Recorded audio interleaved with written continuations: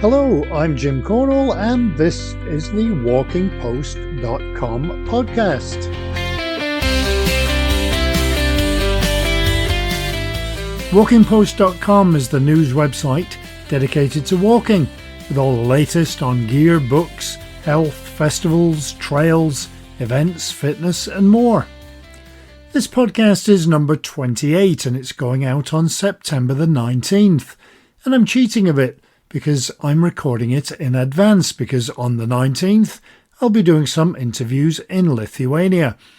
So, as I'm recording it early, I can't really tell you what's happened in the past week. Hopefully I've done a nice walk while I'm away and hopefully it's very nice weather. I always do try and get at least one walk in when I'm on a trip. Anyway, September the 19th is, for some strange reason, International Talk Like a Pirate Day, and I'm not going to. On a serious note, it's Raspberry Day, but not the fruit. It's about increasing awareness of the neurological condition cavernoma, where the lesions look a little bit like raspberries. And today is also Concussion Awareness Day. And that's a good thing too, because for far too long, concussions weren't taken seriously. It's also the day of the first ever Glastonbury Festival. Any guesses on the year? Well, it was 1970. For birthdays, Adam West, in my opinion, the only Batman, and I realise most other people will disagree, including everybody in my family.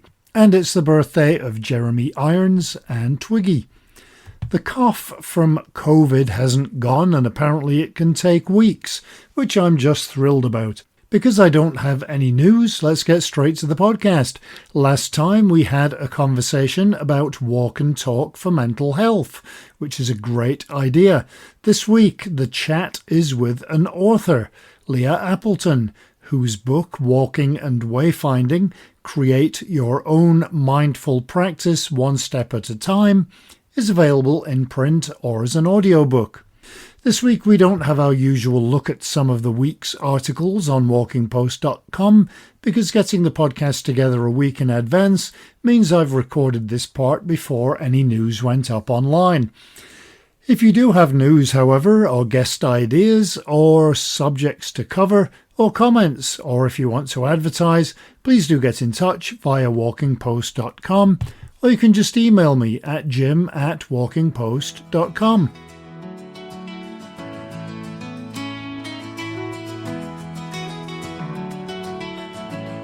So just the one conversation again this week, and it is, as I mentioned earlier, a conversation with Lea Appleton about her helpful book, Walking and Wayfinding, Create Your Own Mindful Practice One Step at a Time. So let's get to it. All right, hi Lea, thanks so much for joining us on the podcast this week. And I wonder if first, before we talk about the book, you could tell me a little bit about what you do. Yeah, absolutely. So I've been a career coach, working mostly in workplace well-being. And I've been doing that for about 6 years now. I had my career, for the most part, here in the U.S. as an administrator in higher education. So I worked at the university level for a long time. And after COVID, like many people, I decided, okay, it's time for a career pivot. And I had done some professional development training to learn about coaching. And so I decided that I'd throw my hat in there and have really, really enjoyed it. What's interesting for me is that for the first few years, my walking things were one strand and my coaching things were another strand. And in the last 6 months or so, or maybe even since the beginning of the year, I've been moving them closer and closer together. And part of that is my experience of walking as really the place to wonder and to think sometimes, or to not think, depending on what I need for the day, that's my place, my way of becoming more calm, becoming less stressed. And so I have done some guided walking experiences around that. I wrote my book around that. I just started a blog here in the US called hiphiker.com, but I guess you can get it anywhere. And because I did a series of really long backpacking trips this summer in the High Sierra, And I was researching about it, and many of the blogs, there were a handful, but many of them were a lot younger people doing it. And I realized that some of the things for me were a little different. I couldn't go as long, perhaps in a day. I couldn't carry as much. I had a hip replacement last summer, so I had to be cognizant of what my limits were. And so I started a blog for adventurous aging, active aging, for walking, hiking, and backpacking. So I am kind of I won't say I'm pivoting, but I'm moving together this idea of workplace well-being, being able to be mindful at your desk, but also being able to take breaks. And for me, walking is the activity of choice for that. That's how I spend my days. A lot of hours in conversation with people. It's been a great way to spend my work life in talking people through life transitions primarily. Did you kind of find that you're trying to open up more people to the capacity to, yes, you can do this? Absolutely. I think that there are an awful lot of younger women who are making blogs as well about hiking, but again, they're in their 20s and they can hike 20 miles. It's no big deal. And a lot of people are doing ultralight hiking, but for me, and you don't even have to backpack. I mean, backpacking I love, but you can walk around the block, right? And so getting people to realize that this is a continuum of outdoor movement activity, I guess I would say. And I say walking, hiking, backpacking just to kind of distinguish that I walk, and if I sleep overnight, I'm in a hotel probably, or a bed and breakfast or something. And if I'm hiking, it's probably just for the day. And then if I'm backpacking, I'm a little bit more out in the backcountry somewhere. But for sure, to be able to think about this as an invitation, even for people who haven't done it before. I haven't backpacked my whole life, but a lot of my adult life I have. I actually started with backpacking, and then I found hiking, and then I found walking. So I did it in sort of, in some ways, kind of a backwards order, if you will. But it really, yeah, I definitely think that if you see that image and you think, oh, that's not me, because I'm not that image, and you think, oh, I have to carry medication, for instance, for myself because I have osteoporosis. I have to, not carry as much. I have to not go as far. And so could you, right? So being able to say, you could do a backpacking trip and have it be a couple miles. It's not about the miles. It's about trying it. And, some people don't like sleeping outside and being dirty, which kind of comes along with that. But if they have an inkling that they might, then to open that up as a possibility for them. Absolutely. How did that connect to a book? Did you just one day think, I should write about this? Or how did the initial seed start? I was going to take a sabbatical and walk the Camino de Santiago from my work. I was going to do it with my sister in May of 2020. And we all know that beginning of that year, kind of everything stopped. And, the airline tickets were canceled, and Spain said, sorry, you can't come. And it all made lots of sense. I completely understood it at the time. But I had been walking since the previous fall. We were really ready to go. And when everything shut down, it was like, all right. And I still walked because I was already in that practice. But then about a year or so later, I had just finished. I'd retired from higher education the following year. And then I thought, I'm really disappointed that I couldn't go. And, things were starting to open up, but I wasn't in the place at that point where I had that time and the money, and my sister couldn't go. And so I was like, well, I can't do that. So I created a DIY pilgrimage. And you were talking earlier about walking along the coast of California. So I decided that I would take public transportation to get myself to the coast. And so I took the train. I walked to the train station here in my town, took the train, then took a bus, and then got dropped off like in a store parking lot, and then walked down to the beach. It was about, 4 or 5 miles, and then walked down the coast and stayed in these small beach hotels. And I walked about 70 miles over the course of 5 days. And I wanted to see what it was like, right? Just to get a taste of, well, why do people do this? I wasn't even sure why I wanted to do the Camino, but I did. Somehow I was like, I have to just try this thing. So I made my own. I walked down the coast of California, and I discovered a couple of things. One was that, the longer that I walked, the calmer that I felt in the day. And while I might not be able to backpack, 15 or 20 miles, I could walk that far if I start early enough and I don't go super fast. I can just keep going because I carried a little teeny backpack and with clothes and toothbrush and things like that.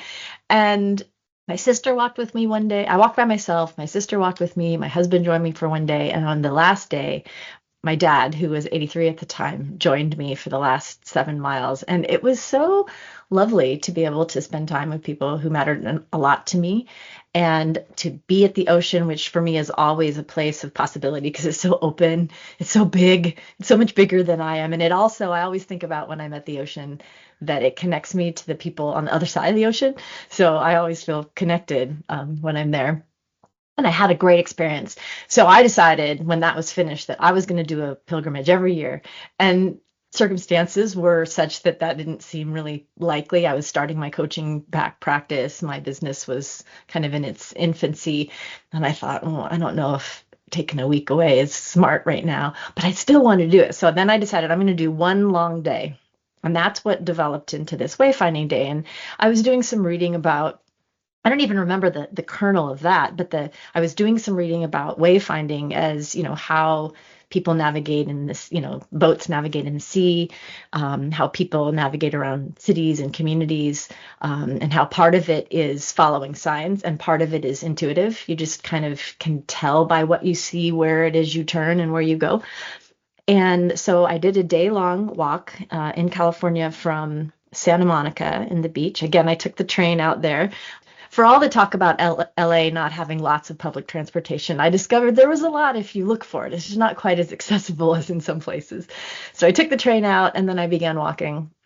And I was going to end at Hermosa Beach, which is about 12 or 13 miles. And at that point, I was like, I'm going to keep going. So I walked all the way down to Redondo Beach. It was about 17 miles. And my intent for that day was I had come in with a series of questions. I was very specific about this. I wanted to get some clarity around my business. I wanted to decide, now that I was working for myself, what did I want my daily life to look like? I was really using it as kind of a strategy session, if you will. But that didn't happen at all.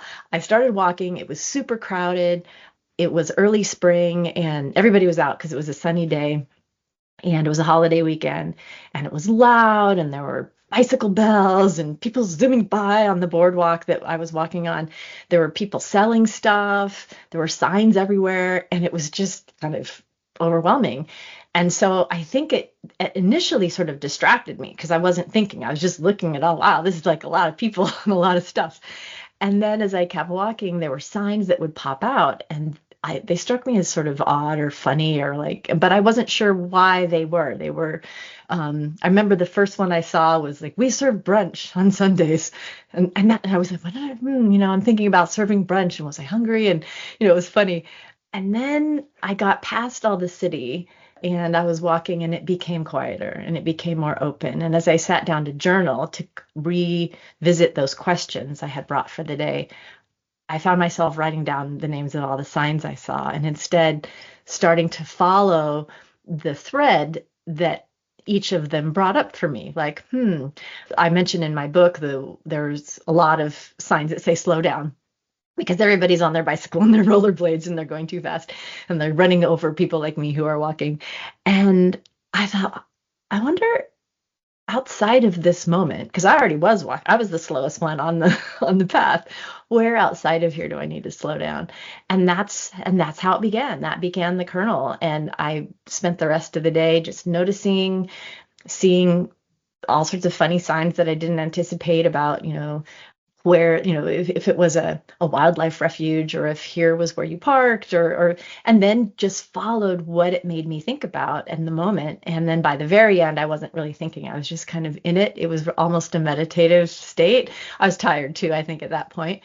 But I just walked the rest of the time and took a lift home or lift back to my car and then drove home. When I was telling people about that, I think that felt more accessible than my 5-day 70 miles walk down the coast or even the Camino or something like that, or backpacking in the High Sierra. And people were like, oh, I want to do that. Like, oh, okay. So I had some prototypes. I led some guided walks and gave some reflection questions because I was, doing my work as a coach. And the kinds of questions that came up for me as I walked, what do I notice? What am I experiencing? What's going on in my body? Are there any external things that are making me think internally about what's happening? And people really liked that. But then I also realized that I couldn't do this all the time because I wanted to spend time with my family, because I had to do it on the weekends because that was when people could do it. And so that's when I decided to write the book. I thought, well, I could talk about the kind of things and people could go do this themselves like I did. I made it up and I went out and I did it. And so the book is kind of twofold. One, it talks about this idea of wayfinding, which you can do or not do, but using the signage to make you as your prompt to think. But really, it's kind of a primer on a mindful practice. What does it mean to be mindful in the moment? How could one use walking to be mindful, or frankly, any activity if you wanted to be more present, to be more focused? And then that's how the book developed. And it began to change then how I did my own work and kind of these other avenues of interest that I've been developing over the last year or two. So that's how it began. It's a long story, but it's all true about the process. In some ways, the walking is what led me to it. The actual walking. It wasn't just an idea. It was the walking that then became an idea of, how to share this with other people. You're talking about your sister and your husband and your father walking with you. Do you think that the change of venue does something to that? Because if you visit with a parent or a sibling or a friend, there's a kind of a familiarity of situation, whereas when you're in walking, you don't look at your phone or watch the television, or you're out of that zone that you're normally in. Do you think that plays a part in the way that we kind of externalize and internalize when we're walking? I think there's a couple of things that happen. For me, my intent was to do that walking pilgrimage by myself. But then since they were interested, I'm like, okay, you can come too. But for me, they're a little different. When I walk by myself, there's a lot of, I'm in the space and I'm feeling connected to this space. I think me in that space and what's happening. I talk about in my book being connected to place, like what is it about the place? And for me, the coastline in California is relatively familiar to me. I've grown up in Southern California. I think it might be different walking in places. Well, it is different when I walk in places that I'm not familiar with, that I haven't walked in before, but I'm much more aware of the space. When I walk with people, I'm much more connected to the people and less conscious of the space or the time. So I think they're kind of different experiences for me. I like them both, but they're not the same for me anyway. I don't know how to describe it. Yeah, I feel like I'm more in the space when I'm by myself, and I'm more in the relationship when I'm with other people. Do you think that when you're walking that there has to be, you mentioned the signs and wayfinding, do you think that there always has to be a destination or a reason for going walking?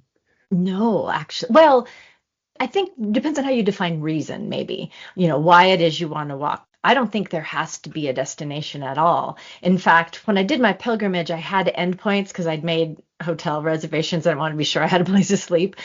But when I did my day long, or even when I go out in my neighborhood for a walk, I don't generally decide how long or how far. I simply go.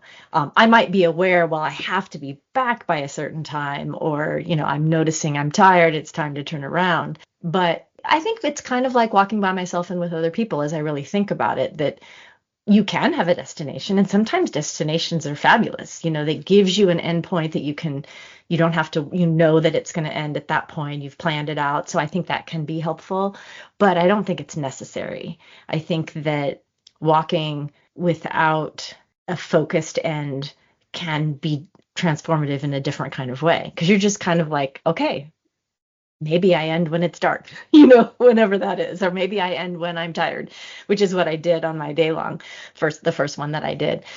I think that in terms of having a reason to go walking, again, I think it's kind of both. I think having intentions, or I'm going to go walk because I'm stressed out and I need to just move my body, that's a perfectly good reason. And I'm going to go walk and see what happens because I don't know, I feel like walking today, or I've decided that this is the time of the day that I'm going to go someplace new and walk around. I think walking without the focus allows you to be in the moment maybe a little bit better and just experience whatever walking is, which I really like. And I think in some ways is the part of the book that I'm inviting people to do a little bit more. I think often we walk with a reason, but I also think that paying attention is reason enough. Maybe that's it, right? So I'm in the moment, I'm going out to see what happens. That's a reason. It's just a different kind of reason than I'm walking to the store, or I'm walking for fitness, or I'm walking to relax or whatever. So that's a really good question. What do you think? I'm wondering. Well, the reason that I ask it is Mm-hmm. because I think that everybody is different insofar as I know that for me, if somebody said, I'm going to take you and drop you off at the edge of a forest, there's a part of me that, or most of me would say, where am I going? I need a route. And if the route is on my phone or a map or an information board that has routes on it, I would plan. I would stand Mm, there and say, okay, I'm gonna go the blue loop, and then if I do that quickly, then what I'll do is I'll go back on the green one and I'll come across on the red one. And there's a part of me that doesn't enjoy or has never done something where I just say, I'm going to start here, I'm going to go down that path, and when I get to the end of there, maybe I'll go left, maybe I'll go right.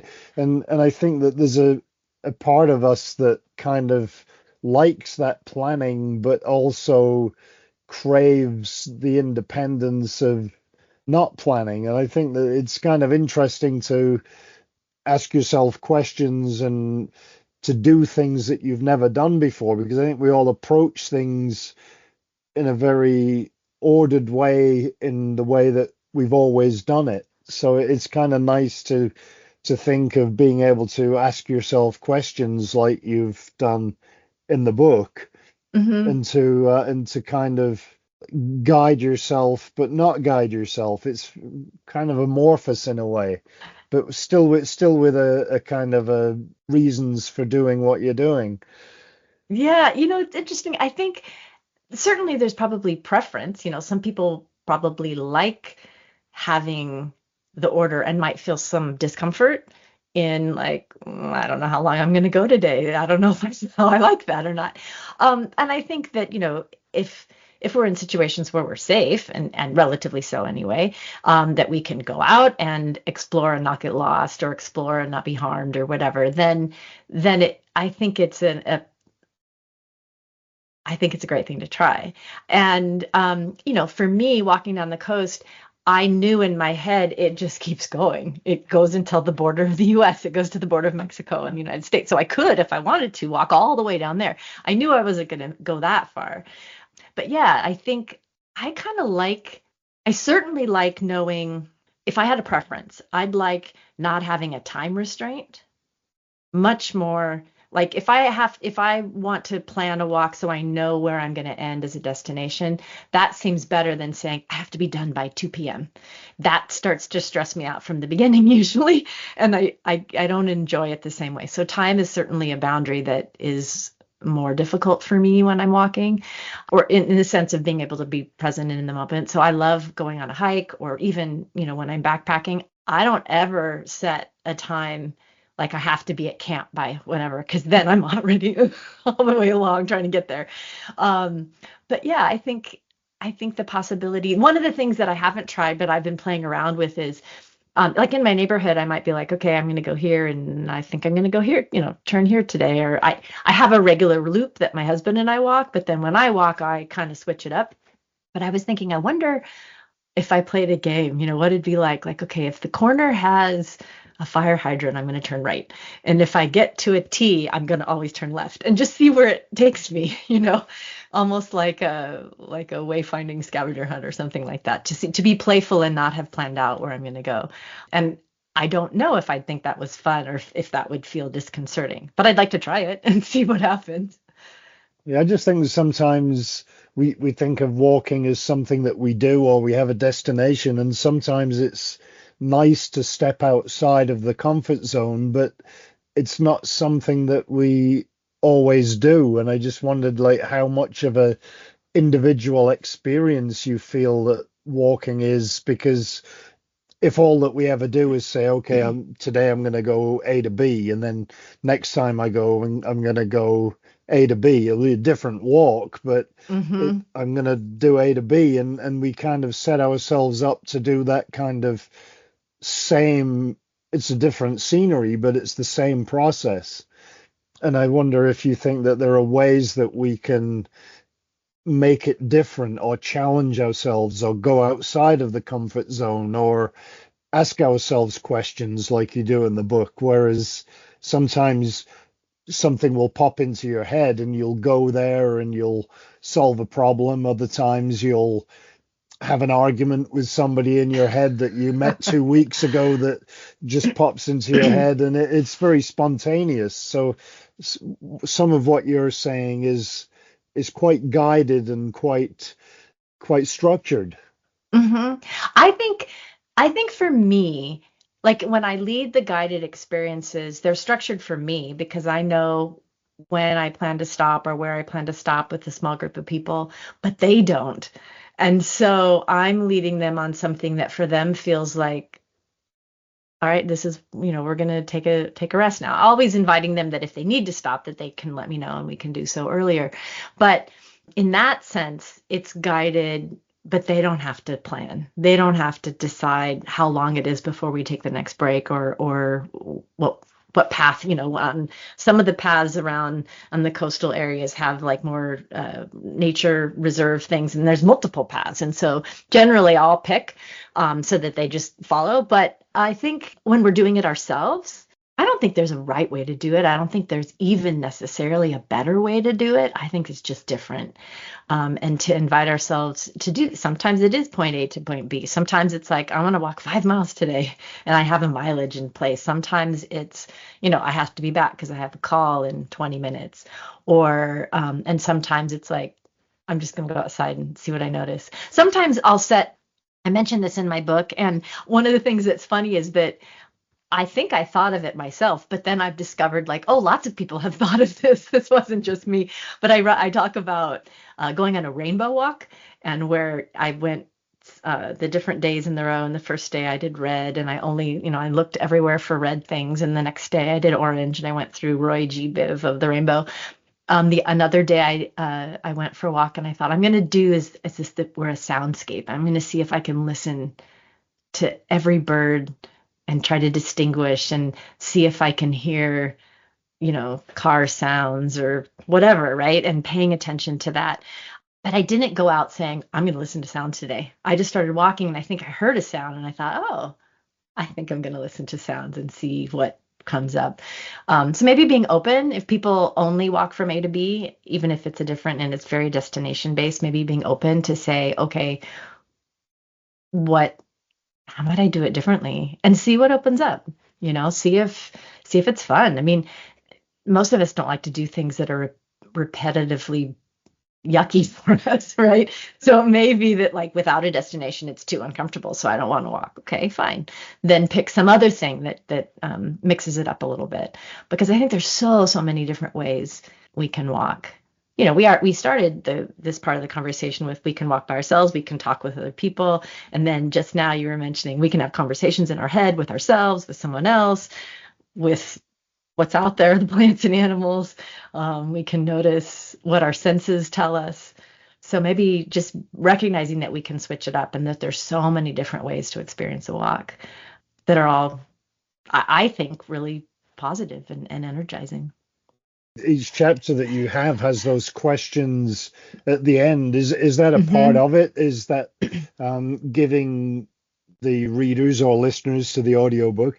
Is it to give people strategies to do different things when they're walking? I mean, it's not like, okay, today I've got to do chapter 8 and answer these questions, and it's not like an exam or anything. Is it kind of opening people up to possibilities? Absolutely. In fact, I say at the beginning of the book, you don't even really have to read it in order. You could say, I just want to go try this way, and I want to try this way. So it's to give kind of like a sampling, like, here is this way, this way, this way, this way. Have you tried this? Would you like to try this? And there's probably more. I think near the end of the book, the question for reflection says, ask your own questions now, right? So that realizing that we can go out and, that's how I found it. I made up what seemed interesting to me, what seemed to draw me into the experience, and that each of us can do that in different ways. I have a friend, and we led a haiku wayfinding. So she expresses her experience with the world with haiku poetry. So we went around and we did some mindful practice activities as we walked, and then we learned how to write haiku because that's how she liked to do it. And I'm working with another friend right now. We're going to do one in the fall that's wayfinding watercolor, because that's how he goes and experiences. Some people take their sketchbook, some people take their journal. So if that's not your way, try it. There may be something there that, you hadn't experienced before. I don't hike with or walk or backpack with headphones because for me, that really puts me inside myself so that I'm not paying attention to anything. But some people really like that. But I like to be a little bit more open to what's out there so I can hear and see and smell. But yeah, I think it's definitely an invitation to try something new. Sometimes I will listen to an audiobook. I'll even remember things in a different way because, at this intersection, I heard this and I'll drive by and I'm like, oh yeah, that book, that's what I was listening to. But I don't do that very often. But I think maybe it comes down to what's your purpose or what's your reason for your walk today. And I think it's hard to do it all in one walk. Like you can't talk and listen and, pay attention to signs and do them all at the same time. I think that's a little bit too much for a walk. But you can pick different things that you might want to do, or you might bring them all with you and say, actually, I think now I'm going to listen and now I'm going to put it away. So lots of cool ways to do it. Yeah, and I think maybe the pace of what you're doing has an impact, because I know that there are places everywhere that I've been in a car and also on foot. And I think that you feel when you drive past a place that you've walked, you feel like a bit more of a connection to that place because you've walked through it. It's a strange kind of feeling because you drive past a town all the time, but if you've walked along that path, as you said about remembering the intersections, there are kind of landmarks that you think, oh, it was wet the day that I walked here, or there was somebody walking by at the same time, and you connect. Whereas places that you've never walked, you don't have that connection. I don't know why it should be, but I think some of it has to do with, how aware you are in that moment. But also, when you talk about the pace, I think that's something that I really like about walking. I talk about how for me, walking is very analog. It's a physical thing. It takes a lot of time and you have to be there in your body to do it. And so I think that we experience things differently that way. There's an author, Rebecca Soltnit, writes about how she thinks that walking is at the pace that we think. And that's one of that often when we're doing other things that are quicker, we can't think in the same kind of way. And I think there is something about that it allows for like a different kind of experience when it's not so quick. And I like that. I like that part of walking for sure. yeah. Yeah, it's when you were mentioning about mindfulness, I think that maybe there's a more of a capacity to be mindful when you're walking that isn't necessarily there when you're multitasking or driving, or because you're not really concentrating in the same way that you do when you walk. Yeah. I think there may be, I don't know all the science behind it, but I think there may be something about the physicality, the movement of it that is also helpful. I mean, I know a lot of people find mindful practices of sitting meditation to be really valuable. I don't do that very well. And I find that when I walk, I experience things like people describe having meditated. And I think it's because the movement is almost, the repetitive movement, the slowness of it is what gets me into that kind of meditative state. You wrote the book, but then you also went another step and did the audio book. What prompted that? Well, it was funny. I had a book launch party and invited a bunch of people, and we were there, and I read an excerpt and I told them about the story of how I got it going. And we were mingling, and one person was like, "Well, are you going to do an audiobook?" I'm like, "I don't know. I thought about it." But I said, I don't know who would read it. He's like, "You have to read it." I'm like, "Really?" And so I thought about that and I thought, oh, I've not done anything quite like this before. So I did some research and found an audio engineer who came to my house. In fact, behind that door made a little recording studio in my hallway and put all this stuff around it to soundproof it. And it ended up being so interesting to hear my own words out loud. I would say it came out in January of this year. And I would say it took a good 6 months for me to be able to listen to it because it was like most of us don't like the sound of our voice. And I was just like, oh, but I was listening to it. My husband and I were going on a backpack trip and he's like, let's listen to your book. I'm like, no, I don't want to listen to my book. He's like, well, let's just pick a chapter. So we picked a chapter and they're really short, which is something that's kind of nice. It's just a few minutes. And it was cool. And we did the exercise, we did the questions at the end. It was the chapter about the writing the acrostic poem to get you from ponder to wonder. And so we each wrote poems and we listened to the poem and it was really fun. And I thought, oh, maybe it was a brave thing for sure to create the audiobook myself. But I'm really glad that I did it. But it came from someone asking me, when are you going to do this? You should do it. And so I did. What's the reaction been like to both the print version and the audio version? I think, people often have preferences for one or the other. The thing that helped me was, I would almost find myself apologizing, especially to people I know, like, oh, well, I'm reading it slowly. And, the audio technician was like, this is a book about a mindful practice. If you talk like you usually talk, which for me is like, really fast, like, that's not going to get the point across. It's okay that it's slow. And so he would slow me down and slow me down. But other people who heard it really liked that. And that made me feel better about the whole process. So I've learned to really appreciate the audiobook because of other people's experiences of it. The paper book, people like it because it's small. They can take it with them.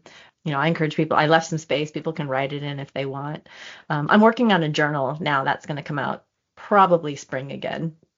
And some additional questions so that if coming up with your own questions leaves you at a loss, then I'll give you some other suggestions, some more ideas and ways to think about it. But the response has been good. And it's fun to see, you get your reports from Amazon that, somebody's bought it in Brazil or somebody's bought it in Japan. And I'm like, wow, that's really great. That's been fun. And it kind of keeps the conversations going, right? I get a chance to talk to you about it. I certainly learn as I go the things that, when I write my next one, what I might focus on instead, or how the process of wayfinding for me now, as I do it, I realize, there's wayfinding, but there also is being mindful without any specific intention, as I was telling you, just going and walking and being present in that moment without trying to answer a question. And so maybe there are a couple of different processes that I might explore further when I write some more. You were saying something coming out next year? Yes, I'm going to have a journal and I have a set. I've been working on a set of a deck of cards for wayfinding because, if you can't get out or it isn't safe or you're not mobile, and doesn't mean you couldn't use external things to give you a reflection prompt. So I'm creating them from some of the photographs I've taken, and some of the signs are really fun, and interesting, so that you pull it out and you're like, okay, so now I'm looking at the sign. I didn't have to go outside, and this still gives me a chance to do that. I don't have a date for that one yet, but next year sometime. The only medium that you haven't addressed so far is video. Are you going to do anything along those lines? It's kind of like the audio. It's funny. I'm like, oh, wow, that's a whole nother level. Maybe. Yeah. And now that you ask, I'll probably have to go think about that a little bit more. Somebody did ask me if I would do like little individual snippets on my walks to invite people along on that. So I have to think about that. But that's another level of brave to me, is to put myself on video on a regular time.